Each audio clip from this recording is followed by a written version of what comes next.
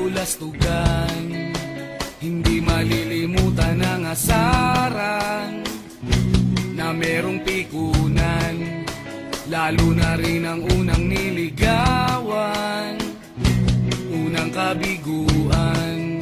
At dyan nasiseryoso ang usapan, ang pagdadamayan ng tunay at tapat na kaibigan.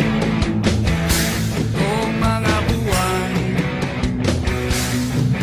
kaibigan namang maaasahan.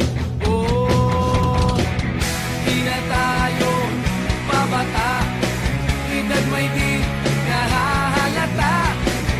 Sa mga trip, unti-unti na tayo nagsasawa.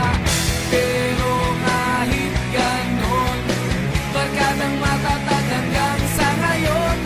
Minsan man magkita, tiyak may kwela, yan ang aking mga tropa.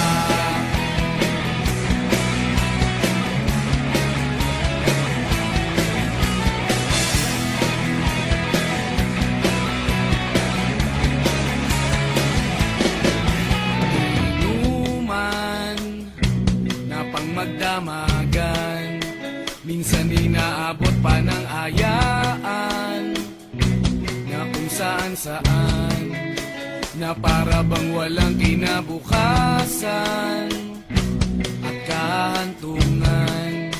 At dyan nasiseryoso ang usapan, ang pagpapayuhan ng tunay at tapat na kaibigan.